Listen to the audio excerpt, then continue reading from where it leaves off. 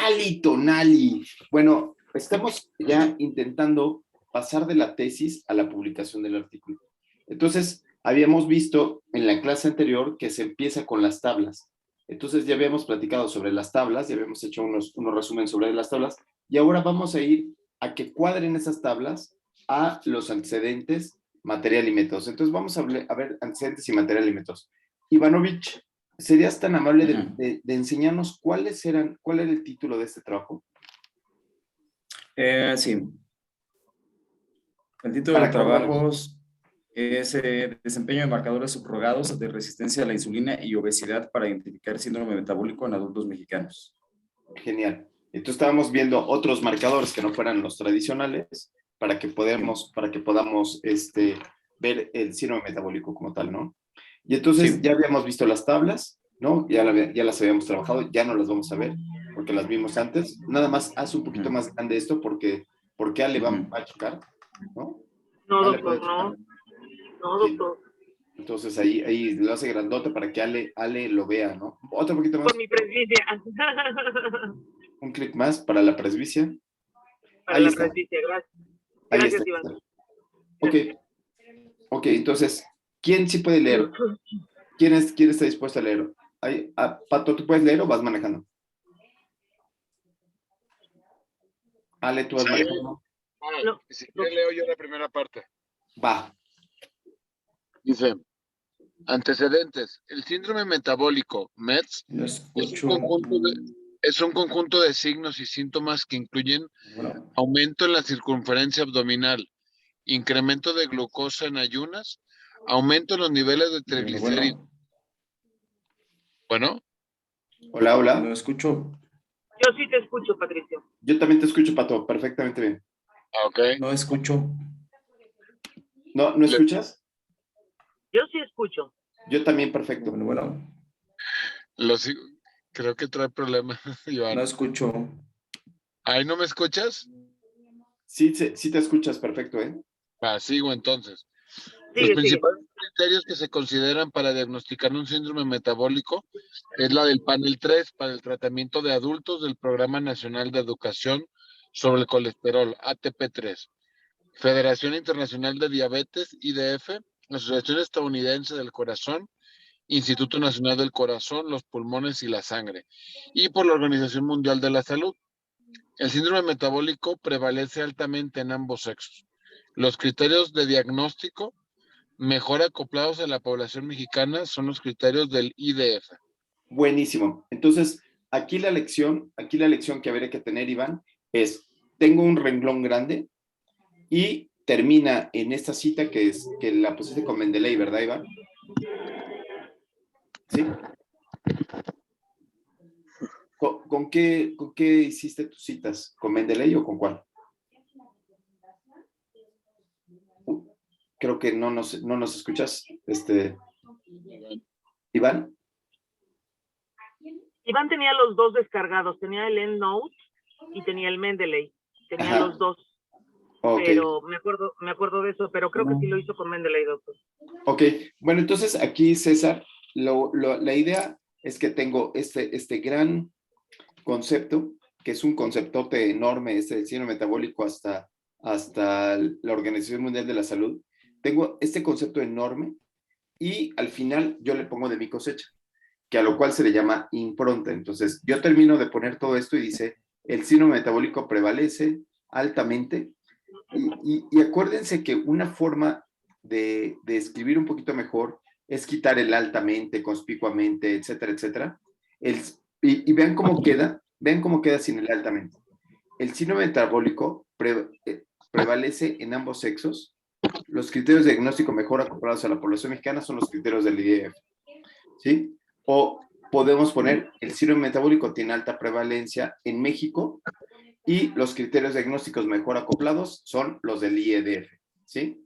Pero la palabra altamente es una palabra que no ayuda, ¿no? Es así como estos fresas que siempre están, o sea, sí, justo ese día, ¿no? Lo encontré y justamente, y justo eso es lo que te iba a decir, o sea, justo, ¿no? Entonces, el síndrome metabólico tiene una alta prevalencia en México los criterios de diagnóstico mejor acoplados a la población mexicana son los criterios de IDF. Y entonces aquí viene otra cosa que es México y mexicana. Y entonces los criterios de, bueno, puede ser que ese sí que de verdad, Iván, bueno, ok, acoplados a nuestra población. A nuestra, sí. A nuestra población son los, para que no sea México, mexicana, qué fruta vendía, ¿no? Y yo creo que omitir redundar en criterios en el último renglón, nada más ponerle Ya, los criterios de diagnóstico mejor acoplados a nuestra población son los del IDF. buenísimo, muy buena observación. Buenísimo, ¿no? Ahí queda. Ahora, ¿no? perdón, ¿es Sí. del IDF o de la IDF? Porque es Federación Internacional de Diabetes. Buena, muy buena. De espacio, de la. Eso. Muy buena observación. Muy buena observación. Seguimos adelante, entonces. Seguimos adelante. El tercer informe, César. El tercer informe del... Qualitonali, apenas... Qualitonali. El tercer informe de panel para el tratamiento de adultos del Programa Nacional de Educación sobre el Colesterol ATP3. Es una actualización de los reportes anteriores de ATP realizados por el Programa Nacional de Educación en Colesterol NCEP. El objetivo principal de actualizar estos reportes radica en proporcionar indicaciones terapéuticas para mantener controlados los niveles de colesterol de baja densidad, LDL, previniendo cardiopatías coronarias. 2. Ok, falta la impronta. Ahí falta el texto de impronta, falta el texto de ¿y eso qué? ¿Y eso que pusiste ahí, qué tiene que ver con el artículo? ¿Sí? O sea, ok, ya pusiste este panel, pero ¿qué le va a aportar al artículo? ¿Alguien de aquí ha leído a Shakespeare? ¿Han tenido la oportunidad de leer a Shakespeare? ¿De leerlo no? ¿No? ¿César? ¿No? ¿Iván? ¿No? ¿Tampoco? No lo leí. No. Bueno, una particularidad de Shakespeare es que no se anda por las ramas. O sea, no se anda, no es como el tiburón, ¿no? O sea, voy a contarles un libro que estoy leyendo ahorita que se llama El Rey Lear, ¿no? ¿El Rey qué? Lear. Lear. El Rey León. Bueno, sí, claro que tiene que ver con el Rey León, sí, por supuesto. Y entonces en ese Rey Lear no empieza a hablar como García Márquez de era un rey de chocolate con nariz de cacahuate que vivía en un reino muy, muy lejano, donde no, sino empieza, él llega a decir, el rey divide su reino y se lo da a sus 3 hijas. O sea, de entrada ya te está diciendo de qué se va a tratar la obra, qué fue lo que está pasando, a lo que te truje Chencha. Cuando estoy escribiendo un artículo, es exactamente lo mismo. Cuando estoy escribiendo un artículo, tengo que poner, ¿por qué estoy poniendo el ATP3? Porque arriba ya decía, bueno, pues el síndrome metabólico es altamente prevalente en México y los criterios diagnósticos mejor acoplados son los de la IDF. ¿Por qué? Porque voy a tomar al IEDF seguramente en el artículo. Y entonces, pero ¿qué es lo que quiere ser? ¿Cuál sería el corazón del artículo, Iván? ¿Cuál es el corazón? ¿Cuál sería la conclusión que vas a llegar con este artículo? ¿Cuál es la conclusión como tal? De este artículo, pues sería el demostrar cuál de los indicadores o de los marcadores más bien es el mejor para la población mexicana y de estos también por grupos de edad, cuál es el que mejor se acopla, porque no es el mismo el que se demuestra para un grupo de edad de 20 a 59 a personas ya mayores de 60. Ok, eso sería el objetivo, pero ¿cuál sería tu conclusión? El objetivo sería evaluar los distintos índices para ver cuál es el que se acopla mejor. Pero ¿cuál sería la conclusión? Que debemos de dejar de ocupar o de basarnos principalmente en la circunferencia de cintura solamente, o Conclusión. La conclusión es el índice cintura-cadera no es el mejor marcador. ¿Sí? Entonces, yo creo que lo que aquí habría que poner es, existen múltiples marcadores que han tenido ese desempeño. Tienen el desempeño del índice cintura-cadera es tal, el no sé qué, no sé cuánto, pero no se ha estudiado. Entonces, es intentar llevarlos a lo que yo quiero, ¿no? ¿Por qué? Porque en este momento tú ya tienes los resultados y ya sabes qué está pasando. Entonces, como tú ya tienes los resultados y ya sabes qué está pasando, habría que en los antecedentes llevarnos hacia este enrollo, ¿no? O sea, decir por qué es importante, ¿no? Entonces, de repente es bien difícil porque como este texto está buenísimo para la tesis, ¿no? Este texto está increíble para la tesis, porque nos lleva, te dice qué es el ATP3, cuáles son las características, qué es lo que mide, pero ya cuando estás en un artículo, la mayoría de los que ya están leyendo el artículo ya saben qué es el ATP3, ¿no? O sea, ya saben cuáles son los síndromes. Quizás faltaría un poquito más de información en qué tanto se desempeña el índice de cintura-cadera para síndrome metabólico, ¿no? No sé si alguien más lo haya estudiado. Del índice de cintura-cadera, sí hay artículos igual en donde comparan los marcadores, algunos marcadores con la circunferencia de cintura y cadera o con el índice de masa corporal también. ¿Y qué tanto se desempeña? ¿Qué también se desempeña? No, están muy mal, al realizar igual la curva ROC, están muy bajos. ¿Cómo de cuánto es muy bajo? Ay, como de... Eso es lo que tiene que venir aquí, ¿no? Se han evaluado distintos marcadores como el índice cintura-cadera y se han contrastado contra colesterol o contra triglicéridos, encontrando una área bajo la curva de 6, con un intervalo de confianza que va de 5.1, de 0.51 a 70, por lo cual este marcador no se ha asociado con no sé qué, aunque puede haber una posibilidad de que sea muy bueno en pacientes jóvenes, ¿sí? Es tomar el artículo y darle una impronta, ¿sí? Vamos a seguir leyendo. Pato, ¿puedes seguir leyendo? ¿O Luis? ¿O Ale? Tengo una pregunta ahorita para Iván, ¿puedo hacérsela? Claro, por supuesto, Pato. Para entender un poquito mejor el artículo, yo que desconozco mucho del síndrome metabólico, es... Bueno, eres ortopedista, entonces más bien desconoces prácticamente lo que viene siendo de todo. Qué grosero, doctor, qué grosero. Ale, pero si tú eres internista, tú sí sabes de todo. No, doctor, yo soy cirujano. Ah, estás en la misma circunstancia de Pato, ni modo.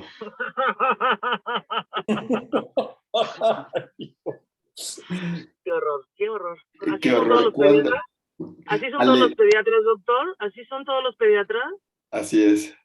Ale, ¿cuándo se va a acabar la lucha entre cirujanos y médicos? ¿Cuándo? Jamás, doctor, porque ustedes no pueden ver la luz. O sea, perdón, pero...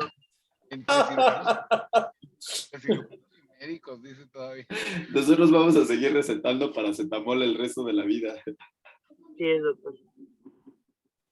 Bueno, la pregunta es, o sea, el gold estándar son los criterios del IEDF.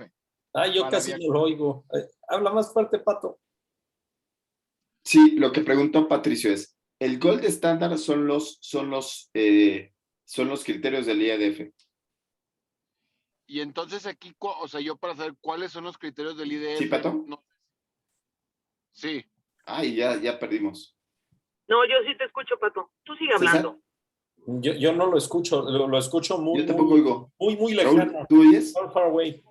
¿Ahí me escuchan ¿Ya mejor? perdimos el audio de todos? ¿Ya me escuchan mejor ahí? Sí. Hola. ¿Alguien me escucha? Yo te escucho. Todo aquí. O sea, yo que desconozco los criterios del IDF, no sé dónde se va a publicar. No sé si valga la pena pues mencionarlos desde el inicio. ¿Cuáles son?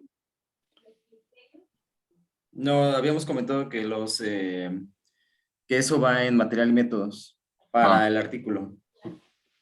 Pero en los criterios del IDF no viene la circunferencia.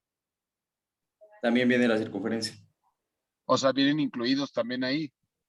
Sí, hay modificación en la circunferencia, tanto para los criterios de ATP3 como en el de IDF. Las dos modificaciones principales, porque son los mismos 5 criterios que se ocupan, pero las modificaciones son en el punto de corte que toman como glucosa y el punto de corte también para circunferencia. Ok, va, ya sí me queda un poco más claro. Gracias, Iván. Buenísimo. Sale, seguimos entonces. Entonces, Raulito, ya estás con nosotros. El tercer informe del panel, ¿podrías ver? Ahí creo que me la cambiaron. Ahí está. El tercer informe del panel para el tratamiento de adultos del Programa Nacional de Educación sobre el colesterol ATP3 es una actualización de los reportes anteriores de ATP realizados por el Programa Nacional de Educación en Colesterol, NSEP.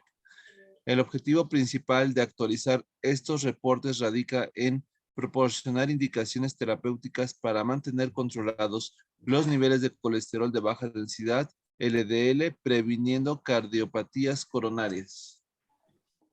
Ok, entonces bueno, ya llegamos aquí, a ver, danos una panorámica de dónde estamos, vamos a ver los antecedentes, a ver, súbete un poquito.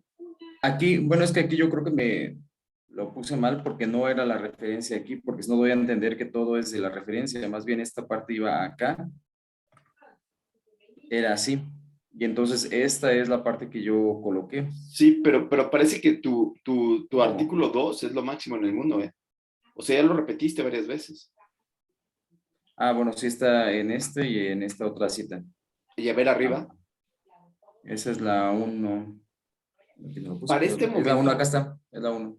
Acuérdense que más o menos lo que te pide el artículo es más o menos un solo párrafo doble renglón, ¿no? Máximo. O un párrafo y medio doble renglón.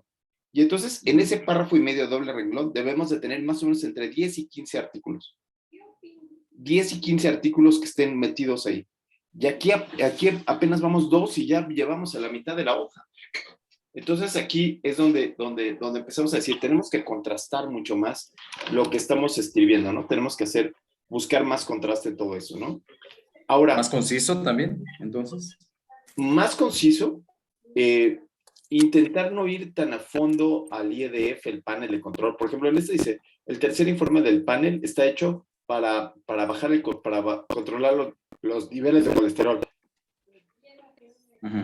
Me parece que eso está muy masticado, muy comido, ¿no? Entonces, ¿qué es lo que quieres hacer? Lo que quieres hacer es, si bien existen muchos programas, hasta la fecha no hemos podido controlar el colesterol, ¿no? O sea, hasta el momento los niveles de colesterol siguen altos, todo está en chino básico. Entonces, eso por ahí podría ser, o sea, por contrastar cómo se van desarrollando, ¿no? Y lo veo todavía muy como tesis de maestría. O sea, lo veo todavía con este formato de tesis de maestría. Vamos a ver si más abajo ya agarra un poco más de sabor para ver a dónde vas, ¿no? ¿Sí? César, ahora tú, los niveles óptimos de colesterol. Los niveles óptimos de colesterol LDL varían dependiendo del número de factores de riesgo presentes, siendo de menos de 100 miligramos por decilitro cuando existen antecedentes de cardiopatía isquémica, menos de 130 miligramos por decilitro cuando hay 2 factores de riesgo, ahí yo pondría una coma, y menos de 160 miligramos por decilitro cuando hay un factor de riesgo. Los factores de riesgo que modifican las metas en las cifras de colesterol LDL son fumar, que creo que ahí iría con minúscula, presión arterial mayor de 140-90 milímetros de mercurio, presencia de diabetes, colesterol HDL menor de 40 miligramos por decilitro, esa D es minúscula, edad, hombres mayores de 45 años y en mujeres mayores de 55 años, familiares de primer grado con antecedentes de cardiopatía coronaria, hombres menos de 55 años y o mujeres menores de 65 años, 2. ¿Qué opinas? Recordar que cuando estoy haciendo los antecedentes, esa es la parte del planteamiento del problema. Del planteamiento del problema y de la justificación, o sea, de por qué estoy haciendo este estudio. Y entonces, cuando decíamos eso, decíamos que teníamos que presentar cuál era la parte de la sensatez de estas mediciones y su relación fisiopatológica con el síndrome metabólico o con la muerte, ¿no? ¿Y dónde está la ausencia de respuesta? ¿No? O sea, ¿dónde está este contraste en donde algunos han visto una cosa y otros han visto la otra?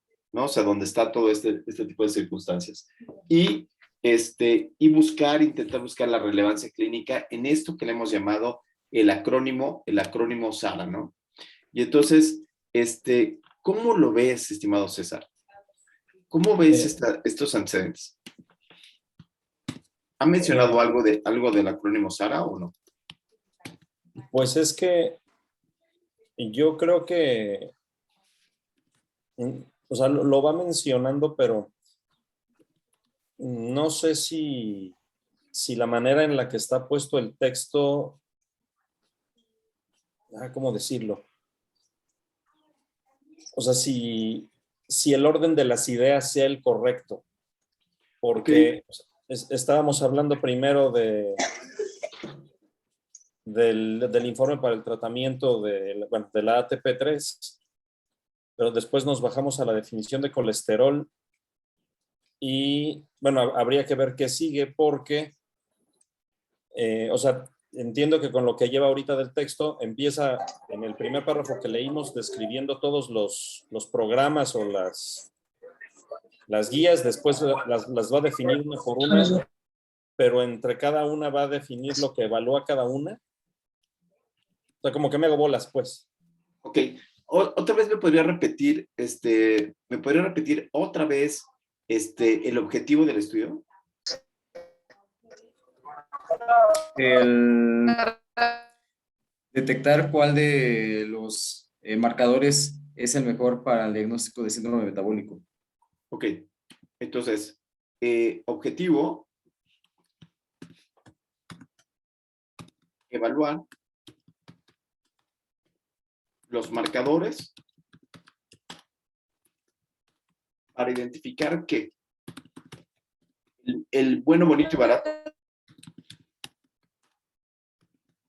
Y el mejor, ¿cuál podría ser? ¿Por qué podría ser uno mejor que otro, Raúl? ¿Qué te llevaría a que un marcador pudiera ser mejor uno que otro?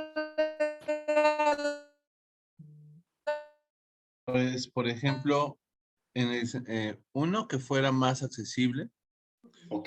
O sea, que no fuera tan costoso o que requiriera un tercer nivel para hacerse, por ejemplo, eso sería Ok, la facilidad, ajá.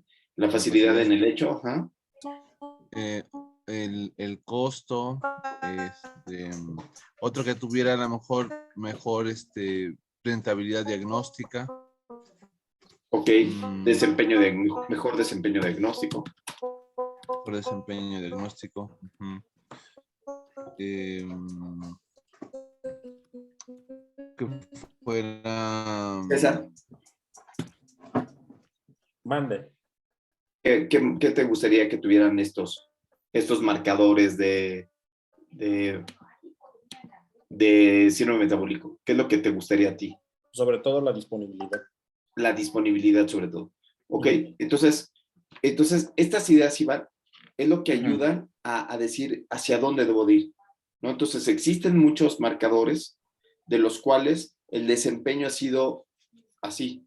El mejor podría ser tal cosa, o yo opino que sea la edad, o sea, que se tenga que ajustar la edad o los grupos etarios para poder llegar a ello, ¿no? Entonces, para poder tener muy claro hacia dónde voy, ¿no? Para poder juzgarlo hacia dónde voy, ¿sí?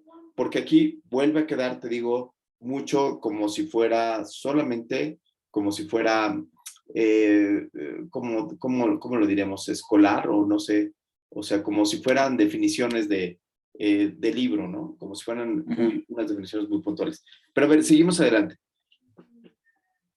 Bueno, una pregunta. Entonces, ahorita con lo que nos dijo también del acrónimo SARA, voy modificando entonces toda esta parte de los antecedentes y aplicando entonces el acrónimo SARA para que quede todo de una manera adecuada. Sí, Y, por ejemplo, lo podrías poner, podrías poner el síndrome metabólico está presente en el 50% de los mexicanos mayores de no sé qué edad, ¿no? O sea, que lo que tú dices que es muy prevalente.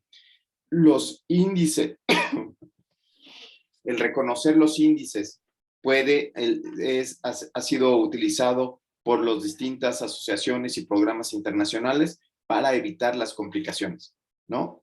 Y ahí hablar un poco de fisiología. ¿Por qué el índice cintura-cadera se relaciona con el incremento de colesterol? ¿O cuál es la parte fisiopatológica? ¿Tú sabes, César, eso? ¿Ustedes saben por qué estos índices que se están proponiendo del ATP3 y todo esto se relaciona con el colesterol y con los triglicéridos y con todo esto?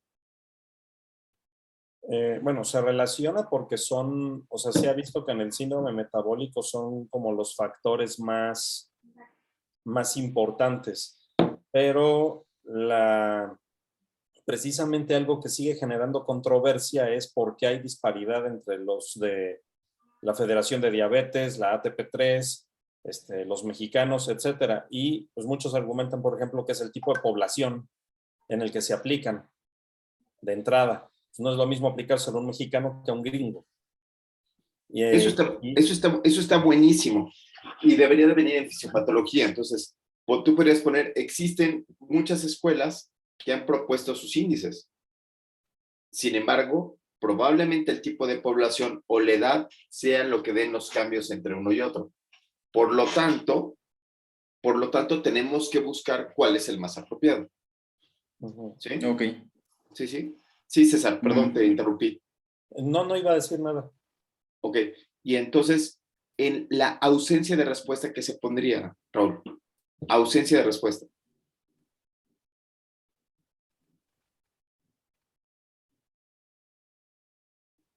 Podríamos poner algo así como se desconoce cuál es el mejor de los 4 del IEDF, ATP3 y todo esto, cuál de los 3 es el más apropiado para la población mexicana, por ejemplo. Porque eso no se conoce, ¿no? ¿No hay nada de eso, Iván? Sí hay, pero solamente han estudiado como 3, 4 marcadores, 5, o sea, no estudian demasiados marcadores para ver cuál es el mejor. Aquí se están colocando 10 marcadores. Excelente, excelente. Porque pondrías, existen algunos autores, Martínez et al. Y López et al. Han estudiado estos marcadores, pero los han estudiado de manera incompleta. Y entonces, cuando pensaban que lo lograban, llega Molinelli et al. Y refuta todo. Exacto. Molinelli et al. Va a refutar absolutamente todo. Claro, cuando se conecte. Cuando la tengamos conectada. Ahorita se burlan de ella porque no se puede defender, pero ahorita espérense. Espérense a que llegue. Ahora, yo esto lo hice ahorita como ejercicio, ¿no? Que es lo que nos comentaba, pero me surgió la duda, dije, bueno, ¿cuánto es también lo que tenemos que colocarle de antecedentes? ¿Qué tanto, pues, de párrafos o cuántos párrafos? Más o menos es un párrafo, entre un párrafo y medio, no más. Entre un párrafo y medio y 15 citas, entre 10 y 15 citas. Ok. ¿Sí? Ahora, Raúl, ¿estás con nosotros, Raúlito? ¿Nos escuchas? Sí, la relevancia. ¿Qué le pondrías tú aquí en la relevancia? Pues hablar un poco de, o sea, el por qué es importante conocer el panel de ATP3, pues a lo mejor poner que pues, tiene que ver con riesgo cardiovascular. No sé si lo ponga ahí porque, o sea, aumenta la mortalidad con estos pacientes, por eso se establecen estos paneles. Al fin y al cabo lo que nos interesa es el riesgo que puede establecer cardiovascular. Ok, cuando hablamos de relevancia, es la relevancia de este artículo. O sea, ¿por qué es relevante? ¿Por qué es relevante este artículo?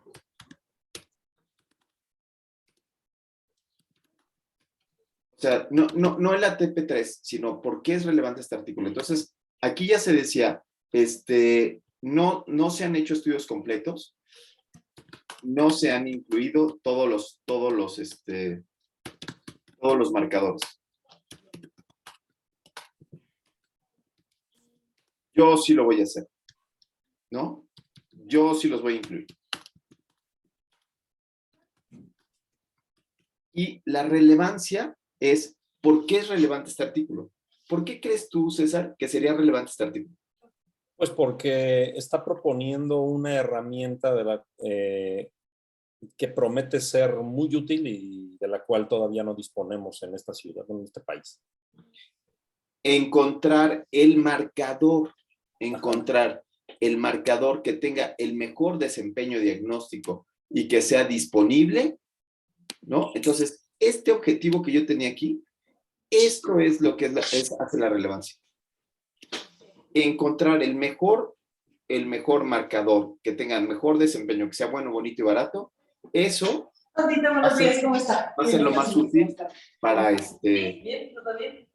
va a ser lo más útil para lograr mejorar las calidad de atención en un paciente. Y después, el final es la aplicabilidad, Raulito.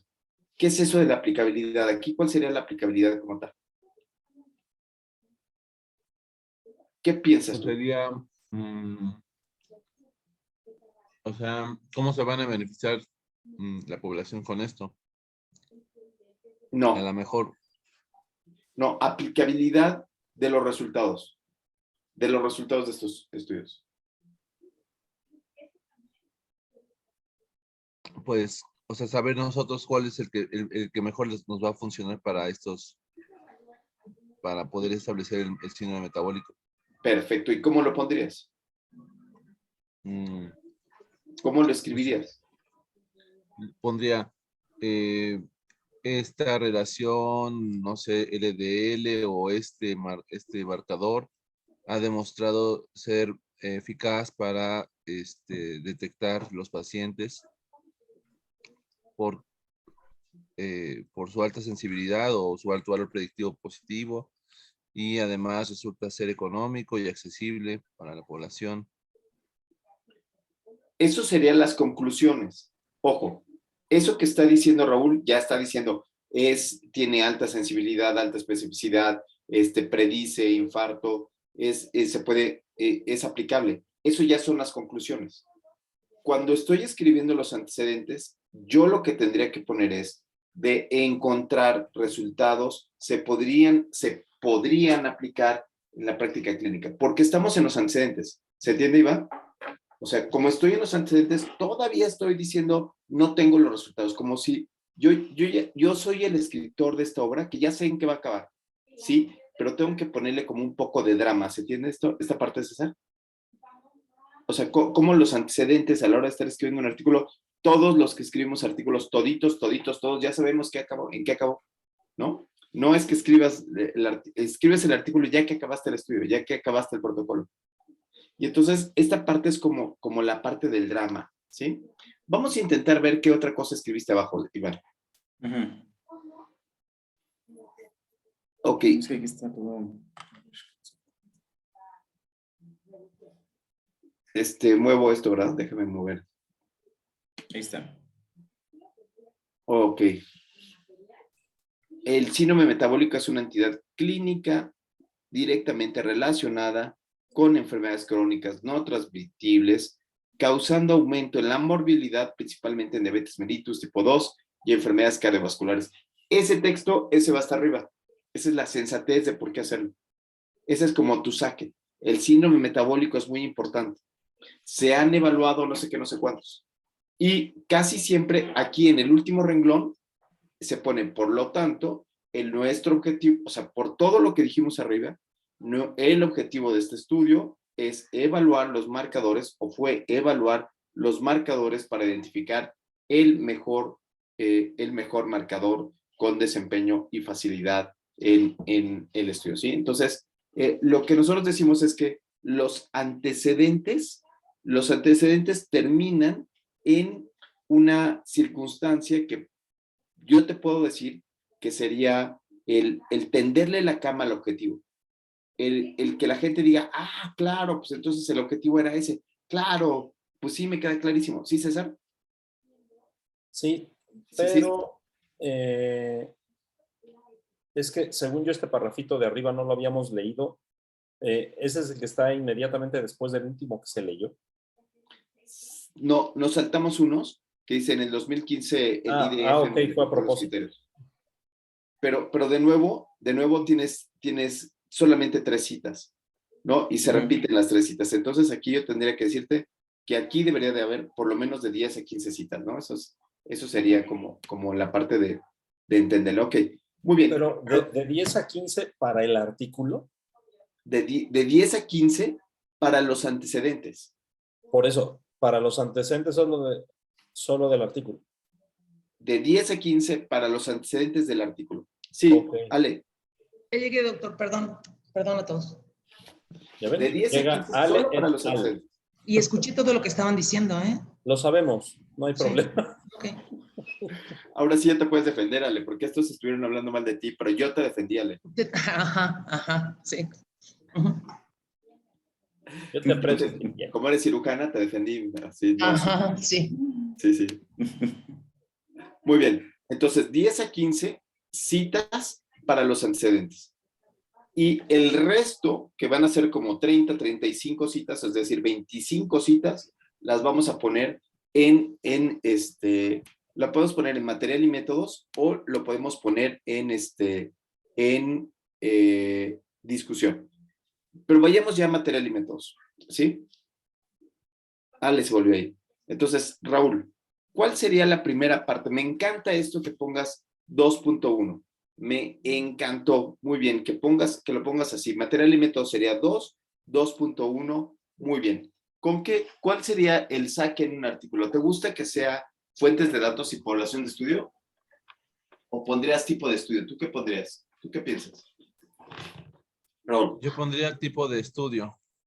Tipo de estudio. César. Yo también pondría el tipo de estudio y de inmediato la población en la que se hizo. Sí, yo también creo que el 2.1 se realizó un estudio o se evaluó los datos utilizados, ¿sí?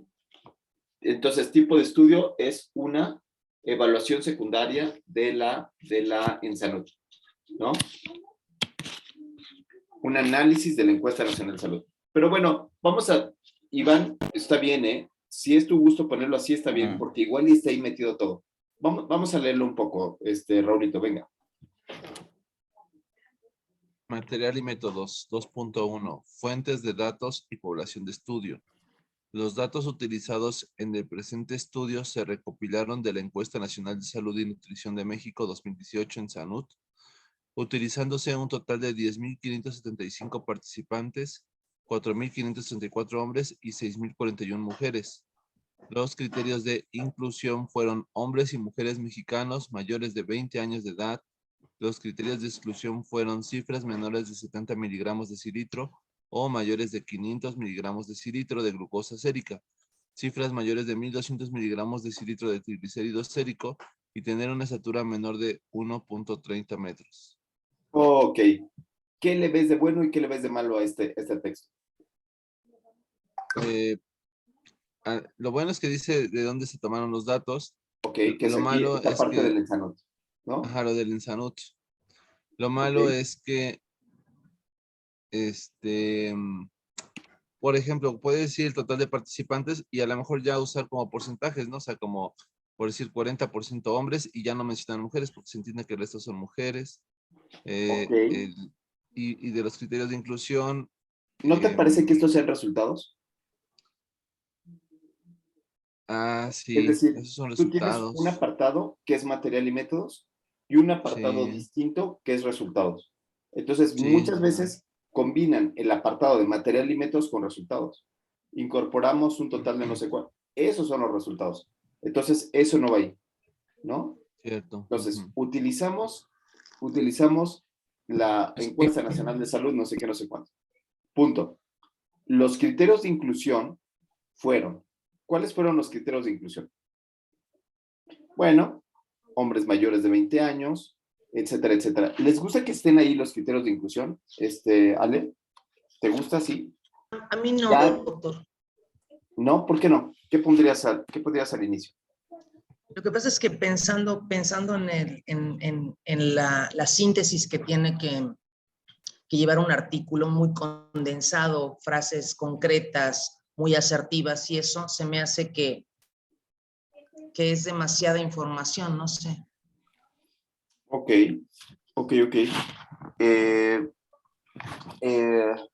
Aunque sí es importante, el que va a leer el artículo quiere saber si se puede aplicar a su población, entonces sí es importante. Cuando uno lee un artículo dice, a ver, este artículo me sirve para aplicarlo a mi población que yo manejo, entonces sí, los criterios de inclusión son importantes, pero A lo mejor de manera más sintética, no sé.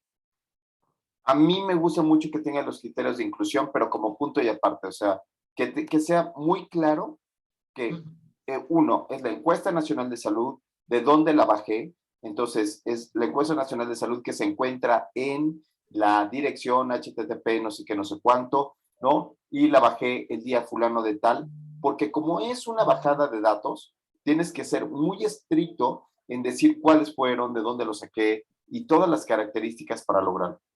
Y ya después de la base de datos, ¿sí? Se incluyeron hombres y mujeres mexicanos. Yo no sé si la Ensanud tenga, si sea cierto esto, Iván. Pues, ¿En la Ensanud vienen de otros países? No, la Insanut es mexicana nada más. Porque dice eso, incluyeron hombres y mujeres mexicanos. O sea, ¿cuáles excluiste? Yo o creo que sea, solo es hace redundancia. ruidito esto de mexicanos, ¿no? Yo creo que Hace solo es ruidito también hombres y redundancia. mujeres. Es que es lenguaje inclusivo. Sí, cálmate. Faltó mexicanes. Mexicanes. Mexicanes. Yo diría, si incluyeron 10,500 y cacho de pacientes. O No, es que esos son los participantes. resultados. Yo pondría, se incluyeron a los mayores de 20 años de edad, ¿sí? Con que contaran con las evaluaciones de no sé qué, no sé cuánto. ¿Cuáles fueron los que incluiste? O sea, cuando tenías la base de datos, ¿cuáles fueron los que incluiste? ¿Cuáles fueron Todos los los mayores. requisitos para Ajá. decir, estos son los que incluí? Porque no agarraste la base de datos y metiste todos, sino tuviste que filtrarla. Tuviste que filtrarla y no empezaste a ver que sea hombre o que sea mujer. Porque casi todos son hombres o mujeres. Casi todos, doctor, hay que ser inclusivos. Sí, o sea, casi todo, bueno, o sea, pero él no seleccionó a los que eran todes, o sea, tú dijiste el que sea un, ¿a quién excluiste? No entiendo muy bien eso. ¿Excluiste un hermafrodita? ¿Dijiste no? ¿O a quién? Entonces, por eso hay que ser muy claros. Mayores de 20 años de edad, pero menores ¿incluiste a todos? ¿A todititos? A ¿A los todos de los 90 mayores años de 20 también? años. ¿Sí? ¿A los de 90 años también? Sí. En un año nada más, Por eso se hizo grupos. Sí, es que de hecho, o sea, es que esa encuesta es como un censo del INEGI. Pero agarraste muchos años No, por ejemplo, aquí estuvo el detalle de, en realidad ya se debió haber hecho la del 2020, pero no, o sea, por ejemplo, ahorita 2022 van a agarrar a la población nada más de 2022 y van a sacar los resultados en 2023. Es como esté la población a ese año. Okay. Entonces, lo que hacen ellos es en realidad agarrar, bueno, los resultados de la encuesta contemplan a todos los que contestaron la encuesta. En realidad se supone que está incluida toda la población mexicana de esa edad. Obviamente no todos contestan, pero a todos los que respondieron la encuesta son a los que incluyen ahí. Y entonces, en este estudio, Iván nos tiene que decir, incluimos a los mayores de 20 años de edad, con cuestionarios completos o con evaluaciones completas de índice cintura-cadera, ¿sí? Y se excluyeron a los que tuvieran cifras menores de 70 miligramos de glucosa sérica o cifras mayores de no sé qué. Y entonces, como que quedara muy claro cuáles fueron los que incluyeron y excluyeron. César. Tal vez, Iván, a manera de sugerencia, yo no lo he visto, pero estaría interesante ver cómo redacta la Ensanud sus criterios de inclusión. Sí. Porque a lo mejor eso te puede dar una pista y que esto que acaba de decir Rodolfo quede mejor complementado. Porque es que espérame, perdón, ahorita que dije que están incluidos todos, si estuvieran incluidos realmente todos, la cifra sería mucho más grande. No sería de unos miles cuando la población es de millones. No, porque lo que pasa es que ellos en Ensanud van a tomar una muestra aleatoria en determinados centros y si en esa muestra es representativa de los millones. Sí, por eso es que sale así. Entonces, lo que les quiero decir Ajá. es que aquí en material y métodos se tiene que ser sumamente, esta es la parte más importante de un artículo de investigación científica. Aquí es donde tiene que quedar claro cuál entró, cuál salió, cuáles fueron los criterios, ¿sí? O sea, todos los datos, aquí esto es largo, largo y cansado, ¿no? ¿Sí? Todo, aquí es la parte más larga, sobre todo cuando estoy haciendo una selección de pacientes. Cuando estoy haciendo un manejo de base de datos, aquí yo tendría que poner que seleccioné por edad, por cifras, por no sé qué, cómo lo fui haciendo como paso por paso, para que esto pueda ser como una receta de cocina que pueda ser reproducible tiempo después, ¿sí? O sea, que se pueda reproducir después. ¿Se entiende? Aquí Pero, yo tengo una duda. sí. Lo que acabo de comentar de que tengo que agregar, pues que voy a decir así como criterios de eliminación, porque así fueron, los que no tenían completamente los parámetros de antropométricas o parámetros bioquímicos, esos fueron más bien, pero los criterios de eliminación. Ok. Se eliminaron aquellos pacientes que no tuvieran el expediente completo, que no tuvieran las cifras completas de no sé qué, ¿no? Entonces tú los eliminaste, aunque en algunas ocasiones se puede no eliminar, sino se puede imputar los datos. O sea, siempre y cuando no sea el desenlace. Y entonces, bueno, entonces esto tiene que ser así explícito. Y después venimos con definición de síndrome metabólico. Claro, el síndrome metabólico era como tu resultado, tu outcome, ¿no? O sea, tu variable dependiente fue síndrome metabólico, ¿no? Sí. Perfecto. Entonces, definición de síndrome metabólico. Y entonces se consideró como variable dependiente al síndrome metabólico. El síndrome metabólico, ¿sí? Fue considerado cuando.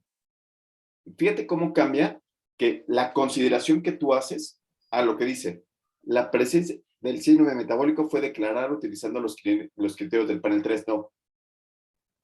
No, aquí hay que decir, se consideró la presencia de síndrome metabólico cuando se cumplen los criterios A, B, C, D, E, F, G. ¿Sí? Que pueden ser los del ATP3 o que pueden ser los que tú te inventaste, pero tú tienes que decir cuáles fueron los que tú consideraste, ¿no? Y muchas de las ocasiones aquí tienes que decir si son 2 de 3, con que tuviera uno, ¿no? ¿Sí se entiende, Ale? O sea, Sí, ¿cómo tendría uno que poner todo esto, no? sí, de hecho en los artículos, cuando utilizan así algo que ya está estandarizado, ponen la filtración glomerular fue definida como Así es. para que no piensen, para que realmente uno se ubique en qué ellos se están enfocando, ¿no? Es muy, muy concreto. Sí, aunque esté escrito en el ATP3, aunque ya se haya descrito 1000 veces en el ATP3, de todas maneras, es tu obligación poner cuáles fueron tus datos clínicos para considerar qué es, cuáles son los hallazgos. Porque aquí dice, el ATP3 establece la presencia cuando ocurren 3 o más de los siguientes hallazgos, pero eso no significa que tú lo hayas considerado así, ¿sí? En cambio, tú puedes poner, se tomaron en cuenta los criterios de ATP3 y consideramos nosotros uno de estos 3. Y lo puedes poner incluso en bullets, ¿no? Por ejemplo, circunferencia de cintura más de 112 en hombres y en menos. Glucosa en ayunas. Diagnóstico previo de diabetes. Triglicéridos. Y lo puedes poner en listado si quieres. ¿No? Se puede poner en listado, también puede ser, ¿no? Pero fíjate qué rudo está eso, porque mira, después viene eso de la FDI declara. César, ¿puedes leer esa parte donde dice después de la cita 18? La FDI declara la presencia de los METs cuando presentan una circunferencia. ¿Mande? No, nada. Bueno, de síndrome metabólico cuando presentan una circunferencia de cintura mayor o igual de 90 centímetros en hombres o mayor o igual de 80 centímetros en mujeres, más 2 de las siguientes condiciones. Triglicéridos mayor de 150 miligramos por decilitro o tratamiento de medicamentos para controlar triglicéridos. Colesterol de alta densidad menor de 40 miligramos por decilitro en hombres y menor de 50 miligramos por decilitro en mujeres. Presión arterial mayor o igual de 130-85 milímetros de mercurio o diagnóstico previo de la hipertensión. glucosa en ayunas mayor de 100 miligramos por decilitro o diagnóstico previo de diabetes. Esto es exacto lo que estaba diciendo hace rato, ¿no? Lo que estaba diciendo hace rato es, tengo ATP3 y tengo FDI, ¿cuál usaste tú? Por eso es que en material y métodos tengo que decir cuáles fueron mis criterios de inclusión. Si seguiste los del ATP3, si seguiste los de FDI, si tú te inventaste unos nuevos, si usaste No, es que todos, si usaste todos. utilizaron los dos criterios para verificar, a ver, cómo sale con el ATP3, cómo sale con el IDF, porque la referencia precisamente fue el ATP3. Puedes poner Los ahí, supuestos dos utilizaron criterios. dos criterios de síndrome metabólico. El de ATP3 cuando se incluyera tasas. El de FDI cuando se considere tasas. ¿Sí? Entonces, ese es el punto básico de la construcción de este fenómeno. ¿Sí? ¿Sí? O sea, de decir, poner muy claro cuándo es uno y cuándo es el otro. Ahora, me llama mucho la atención que ahí vayas en el 18. ¿Qué pasó? ¿Por qué estás en el 18 ahí? No, La cita 18. aquí le tengo que modificar, no es el 18. Bueno, aquí fue el 18, pero para la tesis, Ok. y en pues ya tiene que ser otro número, le tengo que modificar. Ok, no estás utilizando Sotero ni nada, no estás utilizando No, aquí no lo ocupé Mendeley. ese. No, aquí Es no ocupé ninguno de esos. importantísimo utilizar Mendeley para hacer los artículos, ¿eh? Importantísimo, porque esa es una fuente muy grande de plagio, el que no se ponga exacto como es la cita. Entonces, utilicen Mendeley para este tipo de circunstancias, ¿no? Entonces, aquí es donde más tienen que utilizar Mendeley, ¿ok?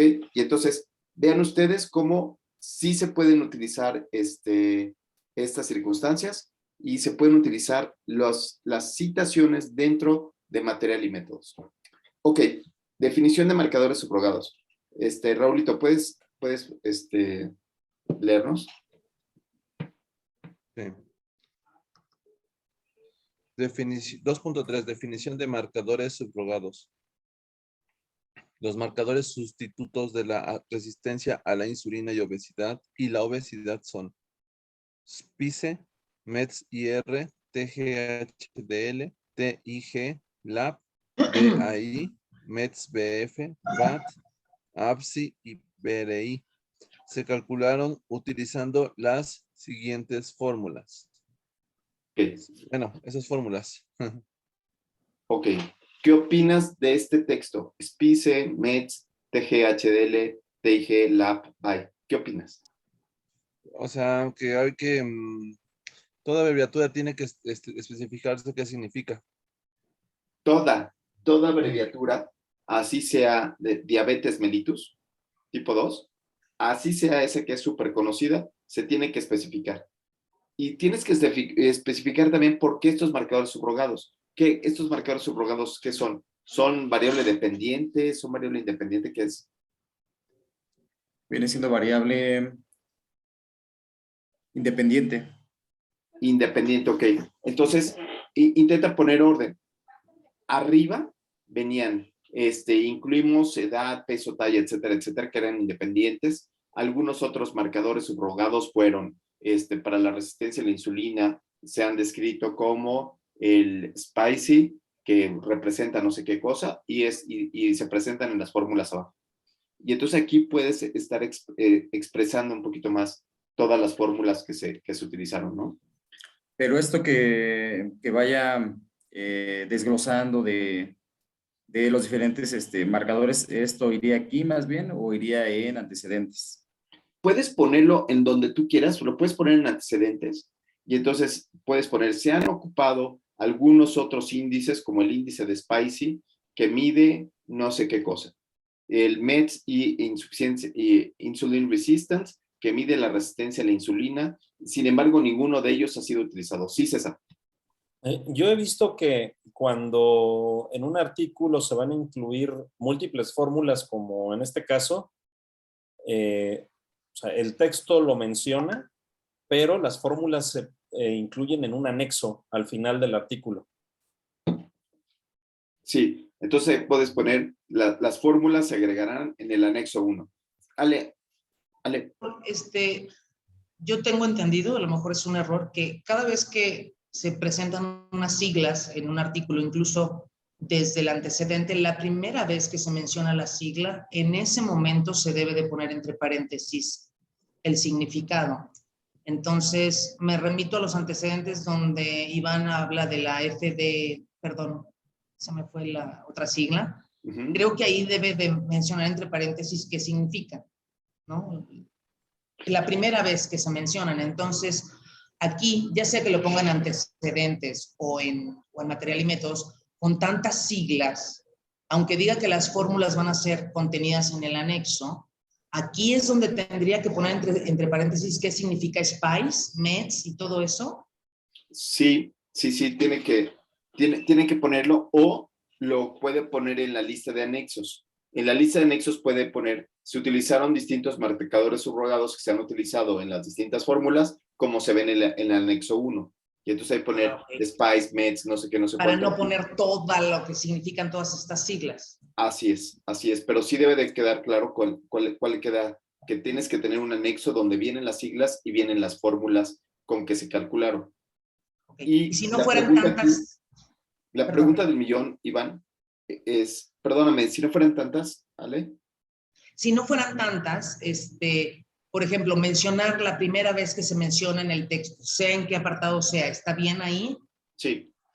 Por ejemplo, yo nada más tengo una, entonces está bien que la primera vez que la menciono, pongo entre paréntesis lo que es y ya, ¿no? No tengo que irme a un anexo ni nada. En este caso sí, porque Iván tiene muchísima información. Sí. Okay. Y bueno, sí, mejor un anexo. A ver, seguimos adelante.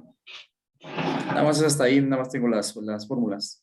No tienes falta todavía cálculo de tamaño de muestra, análisis estadístico, la parte de ética, ¿no? Entonces ahí falta mucho trabajo, ¿no?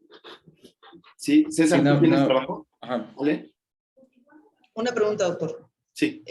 En la mayoría de los artículos que yo leo, el formato en general me impacta así. El antecedente siempre es pequeño, no puede ser demasiado choro, pero sobre todo en los estudios experimentales o en donde hay una metodología muy, muy complicada, como por ejemplo la de Iván, el choro de material y métodos, independientemente de cuántas hojas vayas a publicar y que sea muy caro, olvidémonos de eso. Si yo estrictamente hago un buen artículo para publicar, el antecedente siempre es compacto, sea un chorazo el artículo o sean dos cositas, el antecedente siempre es compacto y el material y métodos es lo que hace la diferencia entre el tipo de artículo, ensayo clínico, metodología compleja y todo eso. ¿Es correcto? Correctísimo, es lo que le habíamos dicho a Iván, que a lo más es un párrafo y medio, es lo más. O sea, un párrafo sería ideal en donde nos lleve a más o menos a introducir el tema y a guiarnos al objetivo, a por qué lo quería hacer. ¿Cuál es la razón por qué Iván quería hacer este estudio?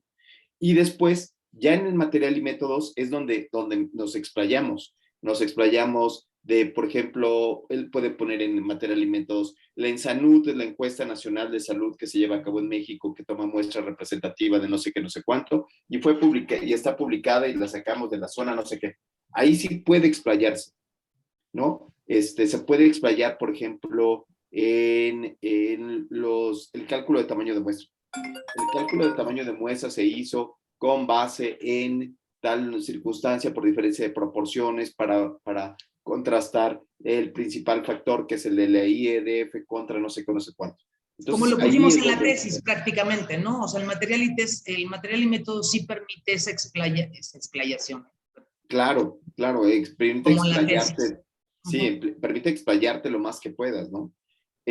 Algunas ocasiones, como todo el artículo solamente te permite 3,000 palabras totales, entonces lo que hacen algunos es que se publica el protocolo en otro lado.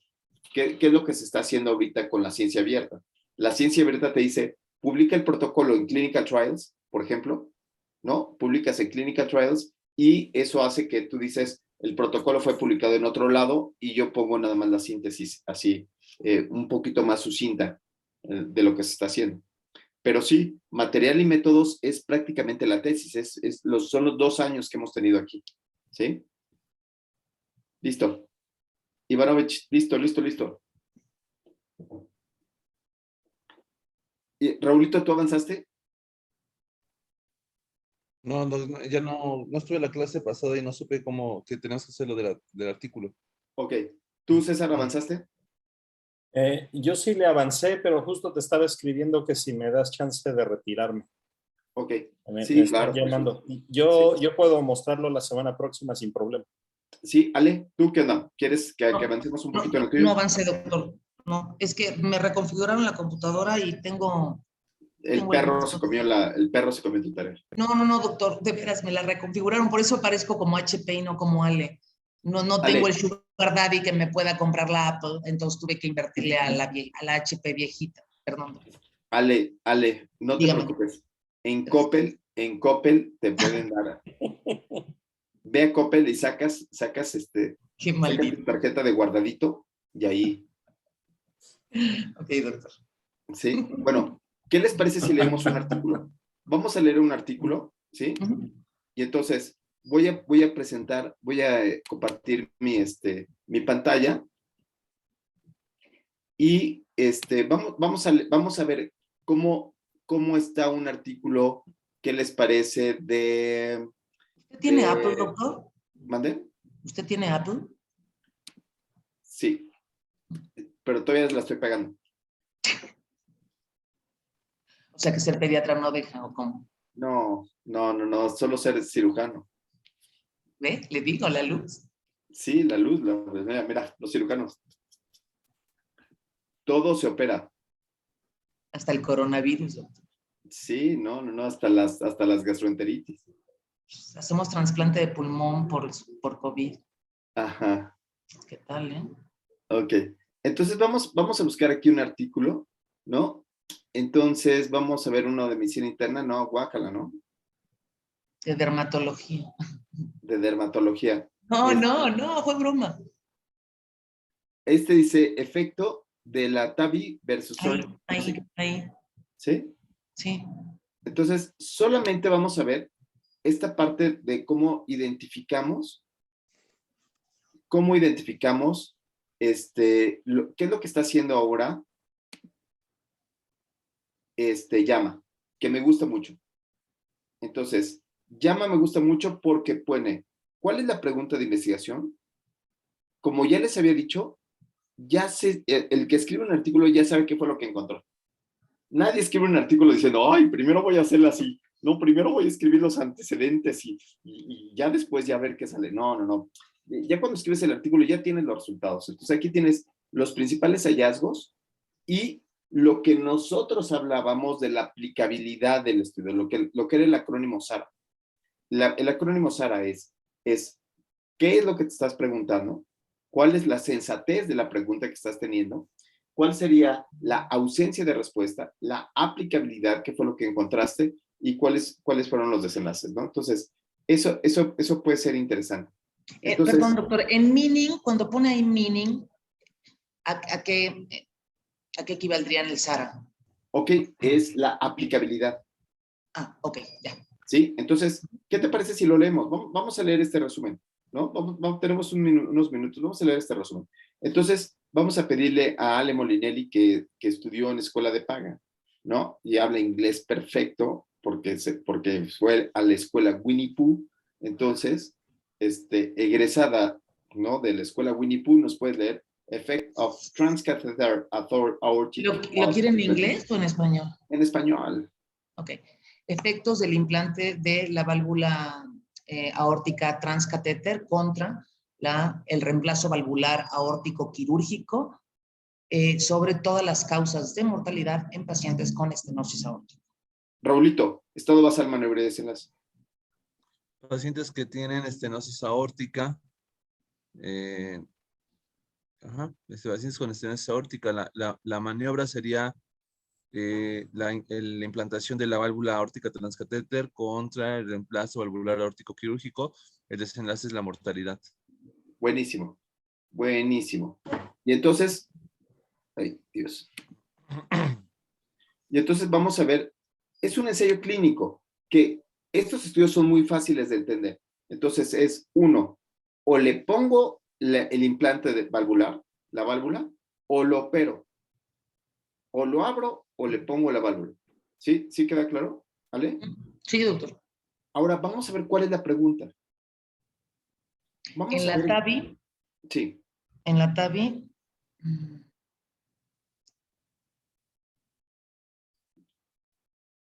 ¿Qué dice Iván? ¿Puedes leer la pregunta? ¿Cuestión? la TAVI, en la TAVI. Que dice, es la Ah,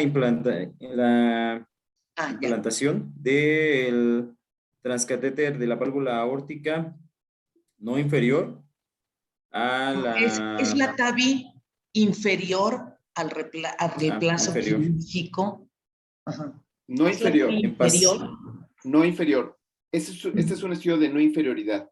Entonces, lo que ellos dicen es la TAVI es igual que operarlo, abrirle el corazón y ponerle la madrinola a este. Entonces, lo que quieren decir es que probablemente la TAVI sea ponerle mediante un catéter, o sea, no abrirle el corazón, sino ponerle mediante un catéter este implante aórtico, comparado con abrir al señor de, ¿no? Grandes heridas, grandes cirujanos, solamente que, pues, obviamente, que abrirlo, pues, tiene sus complicaciones. Y ponérselo por catéter, pues, puede ser igual de bueno. No inferior quiere decir igual de bueno, ¿sí? Ok. Y En pacientes de 70 años o mayores con severidad, sintomáticos, con estenosis severa o estenosis grave. con estenosis graves y un incremento en el riesgo de la operación o de operarse. Entonces, queremos ver si se incrementa el riesgo quirúrgico, si es igual en mortalidad y entonces cómo les va a estos pacientes. ¿Y cuáles son los hallazgos, Raulito? No, tienes el micrófono apagado. En este ensayo clínico aleatorizado que incluyó a 913 pacientes en riesgo moderado operatorio, debido a edad o comorbilidad, la mortalidad por todas las causas a un año fue de 4.6% para TAVI contra 6.6% con cirugía. Una diferencia que cumple las márgenes del 5% de no inferioridad especificado. Perfecto. Entonces, ¿cuáles fueron los hallazgos, Raulito? Aquí ya te dijeron el resultado, ya sabemos cuál es el resultado. ¿Cuál es el resultado? El resultado es que no hay diferencia para la no inferioridad. O sea, son iguales. Son iguales. Es lo que ellos ya te están diciendo cuál fue el resultado, ¿sí? O sea, nosotros, Iván, Ale, Raulito, lo que tendríamos que tener en mente es, primero poner, ¿cuál es la pregunta de investigación que tengo? O sea, tener muy claro en el artículo cuál es la pregunta de investigación que tengo, cuáles fueron los hallazgos, ¿no? Que fue lo que yo te decía, o sea, a veces como que queremos ocultar cuáles son los hallazgos, aquí ya los ponen de entrada. ¿Qué fue lo que encontraste en tu estudio? Por eso empezamos con las tablas finales, ¿cierto? Entonces aquí ya tenemos cuál fue el resultado final. Ahora sí, Ale, ¿cuál es la aplicabilidad o cuál es el significado o qué aporta este artículo a la práctica clínica habitual? Sobre en los pacientes mayores de 70 años con estenosis aórtica sintomática severa o moderada, con riesgo incrementado operatorio, el tratamiento con TAVI es no inferior a la cirugía con respecto a todas las causas de mortalidad a un año. Eres cirujana, ¿cuál sería tu conclusión? ¿Cuál sería una conclusión pensando que estás pasando visita? De que a un paciente con riesgo incrementado, yo le haría una TAVI. Lo propondría para TAVI. Esa es la conclusión. Sí, señor. Y entonces tú le estás pasando visita y dices, muy bien, a ver, tenemos a esta señora de 70 años. ¿Qué lo hacemos? ¿Lo operamos, lo abrimos o le ponemos un catéter o lo mandamos a que le hagan cateterismo? A ver, tú, Iván, ¿qué sabes al respecto? ¿No? O sea, ese es el paso de visita, ¿no? Y entonces uno diría, bueno, pues es que el tratamiento habitual hasta ahorita es el abrir al paciente en canal, cirugía abierta, ponerle ponerle la bomba extracorpórea para ponerle el implante aórtico ¿sí? Y tú dices, acabo de encontrar un artículo donde el tratamiento con transcatéter es igual de efectivo que el otro. ¿Sí se entiende? Así de contundente tienen que quedar los resultados de su estudio. Entonces, Iván va a decir, yo leí un artículo donde se evaluaban todos los tipos de marcadores subrogados para síndrome metabólico y el mejor fue el síndrome cintura cadera. ¿Sí? ¿Cuál sería el tuyo, Raúl? ¿Cuál sería tu meaning? De mi estudio sería que el medir PD1 nos puede establecer un riesgo de rechazo en pacientes con trasplante renal. Entonces, establecer un riesgo de rechazo en pacientes con trasplante renal. Por lo tanto, a estos pacientes habrá que tener más vigilancia porque es más el riesgo que el resto de la población de trasplantados. Ok, muy bien. Ale, ¿cuál sería tu meaning, el meaning de tu estudio? ¿Del mío? Yes. El índice inmunoinflamatorio sistémico en pacientes trasplantados de donador fallecido es un biomarcador pronóstico de supervivencia del injerto. Es lo que vas a decir en el paso de visita. Es casi la pregunta que va a terminar en el paso de visita.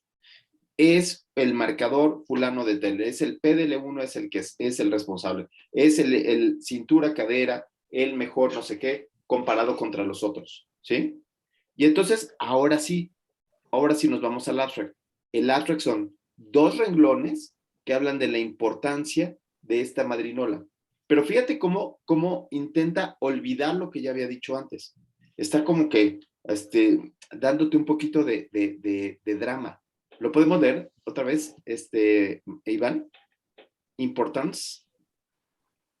La implantación del transcatéter de la válvula aórtica es una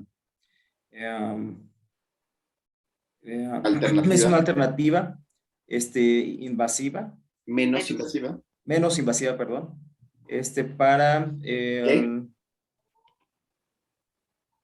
Para el reemplazo de la válvula aórtica, de la cirugía de la válvula aórtica, y es el tratamiento que se escoge para pacientes con alto riesgo operatorio.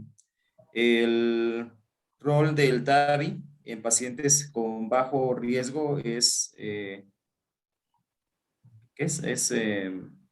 No es claro. No es claro. Entonces aquí tenemos la relevancia, tenemos la sensatez del estudio, que es que el TAVI es menos invasivo, ¿sí? Es una alternativa que se ha hecho, y tengo la ausencia de respuesta. La ausencia de respuesta es no está claro cuál es el mejor tratamiento, ¿sí? Y quedan 2 renglones, ¿eh? O sea, no estoy echando el choro merador de la diabetes mellitus se cobra tantas vidas y en México el síndrome metabólico es, ay, uy, uy, uy. Aquí no tiene tanto drama, es casi telegrafiado, ¿no? Y entonces, ahora vamos al objetivo. Raulito, ¿qué dice ahí en el objetivo? Dice, determinar si TAVI es no inferior a la cirugía en pacientes con riesgo operatorio moderado. Ahora sí, Ale, material y métodos. Diseño, lugar y participantes. Diseño, lugar y participantes. ¿Sí? Eso es lo mismo que tiene que ver con tu estudio, Iván. Diseño, análisis secundario de la base de datos, no sé qué, ¿sí? En México. Participantes, vamos a ver qué dice, venga. En este estudio clínico aleatorizado hecho en el Reino Unido en 34 centros del Reino Unido, 913 pacientes de 70 años o más con estenosis aórtica sintomática y riesgo incrementado operatorio fueron incluidos.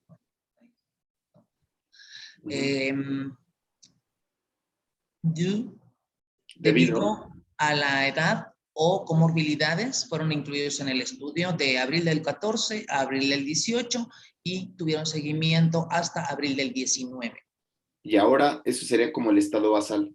Este está a favor de como tú lo hiciste, Esteban, ¿no? Tú pusiste el número total de pacientes, ¿no? Entonces, a mí no me gusta, pero bueno, llama si lo hace, pone aquí el número de pacientes, no pasa nada. Entonces, a mí me parece un pleonasmo porque aquí está 913 y abajo viene 913 igual.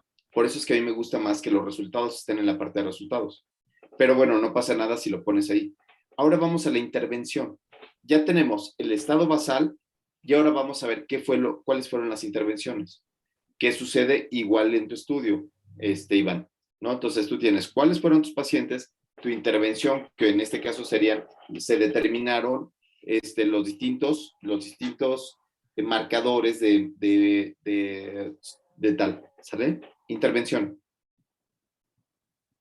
Iván, intervención. Usando TAVI, ninguna válvula con un marcador de, no sé qué sé. Sí, que no es, que están avalados, tienen las marcas de conformidad a todos los aspectos legales y de seguridad para la Comunidad Europea. Indicando no. O sea, la intervención es, a uno le hicimos TAVI, ¿sí?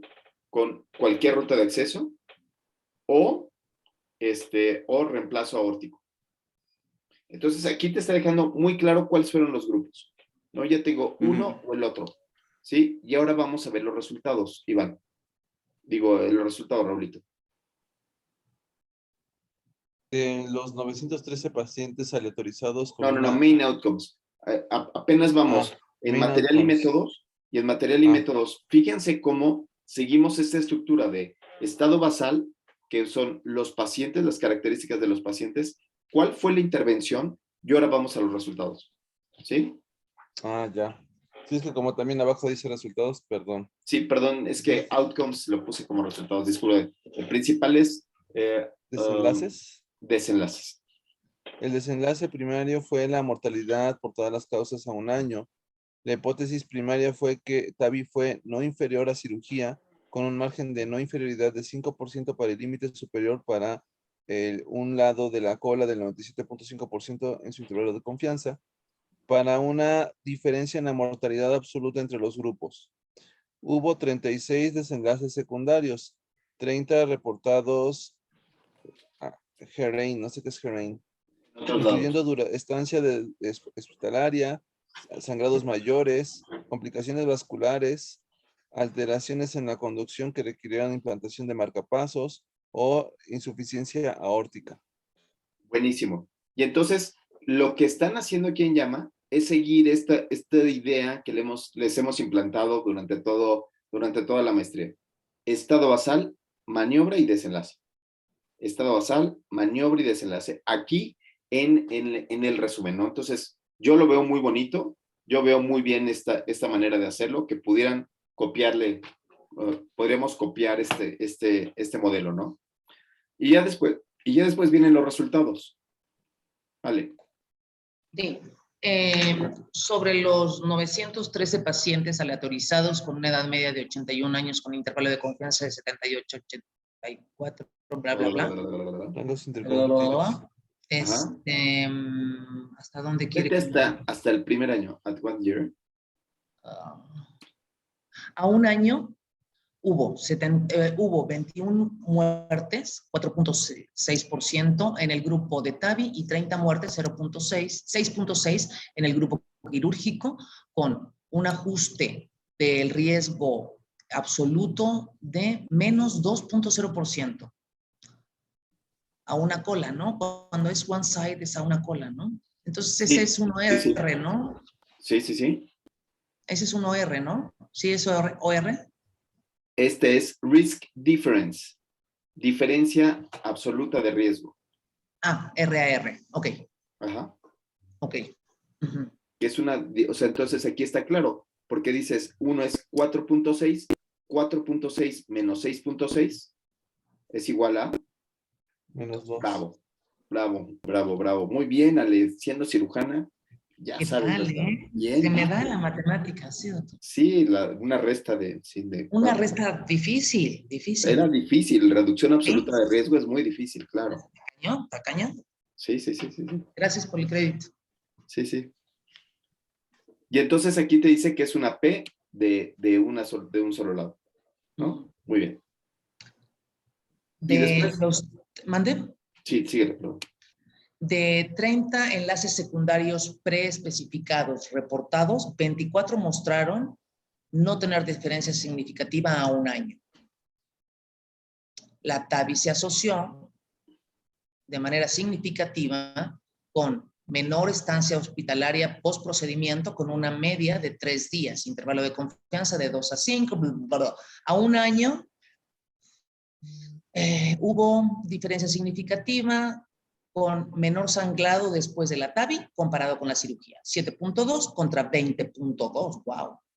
Con un HR de 0.33. Pero significativamente más complicaciones vasculares, 10.3 contra 2.2, con un HR de 4.42. Alteraciones en la conducción que requirieron marcapaso, la implantación de marcapaso con su HR de 2 y regurgitación aórtica. Qué bonito, qué bonito. La verdad es que está muy bien porque te dice en qué se complica. Sí fue igual, ¿no? Pero el grupo el grupo de TAVI tuvo regurgitación y pero el grupo de la abierta tuvo más sangrado. O sea, está muy claro, me gusta. Me gusta, me gusta. Tiene que quedar claro como era, transparente, claro, qué fue lo que midieron, cuál fue el estado basal, cuál fue la maniobra, cuáles fueron las maniobras que ocuparon, ¿no? Está bien clarito, bien bonito, ¿no? Sí. Y finalmente tenemos las conclusiones. ¿Sí? Conclusiones, Ivanovich. Entre los pacientes de 70 años o mayores, los síntomas no, de mayores con síntomas. Con síntomas mayores, con síntomas severos. Con estenosis aórtica, sintomático sí, moderadamente incrementó el riesgo operativo. TAVI fue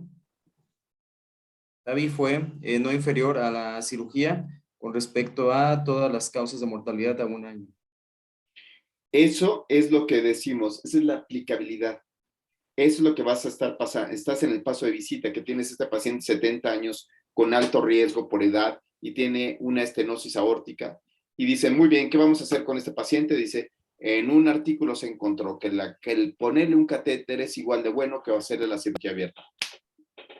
Pero si le pongo el catéter, va a tener menos días de estancia hospitalaria, va a tener menos complicaciones vasculares, va a tener menos complicaciones de alteración, o tiene alteraciones y quizás haya que implantarle un marcapasos. Pero implantar un marcapasos lo hace hasta el R1, ¿no? Si un R1 puede implantar un marcapasos, ¿no? Hasta un R1 de pediatría puede implantar un marcapasos, ¿sabe?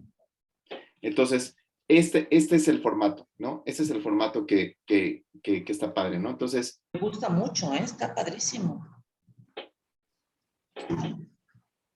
No hay nada como leer un artículo para agarrarle la onda, ¿no? Como para agarrar inspiración, ¿no? ¿Ale? Sí, muy bien. Sí, doctor, la verdad es que, o sea, esto a mí me fascinó, ¿eh? Este formato de la JAMA. Me fascinó. Pues, ¿qué les parece si lo hacemos así?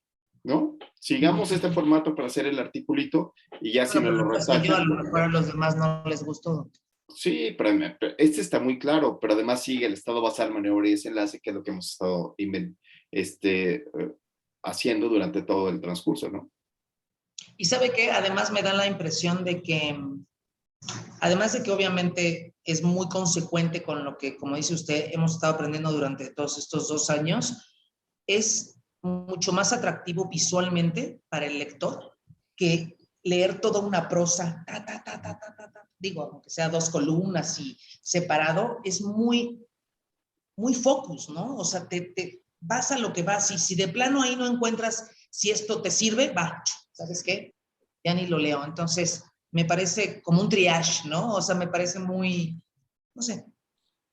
De acuerdísimo contigo. Sí, entonces tiene que tener este sex appeal, o sea, también tiene que tener esta forma de verlo que no se vea tan llenote, sino que podamos ir a lo que te truje, Chencha, ¿no? Sale. Bueno, pues ya son las 9, amigos, y es hora de ir a chambear, ¿no? Ni modo. Hay que seguirle. Sale. Nos vemos para la próxima ocasión, y entonces para la próxima ocasión vamos a regresar a ver otra vez los antecedentes y el material y métodos, ¿no? Con segunda vuelta, solo que en esta ocasión les voy a pedir que tengamos estas tres características que vimos en este video, ¿no? Que son, ¿qué es lo que ya se sabe? ¿Cuál es la pregunta de investigación? ¿Cuáles son los findings? ¿Y cuáles son los resultados finales? Se los voy a poner aquí en el chat para que ustedes pongan eso de su tesis para que podamos irnos guiando, ¿no? Para irnos guiando. Seguimos, doble renglón. Ocupar el formato de JAMA. Sí. Buenísimo. Nos vemos para la próxima. Gracias, doctor. Gracias. Bye, chicos. Bye. Gracias. Bye.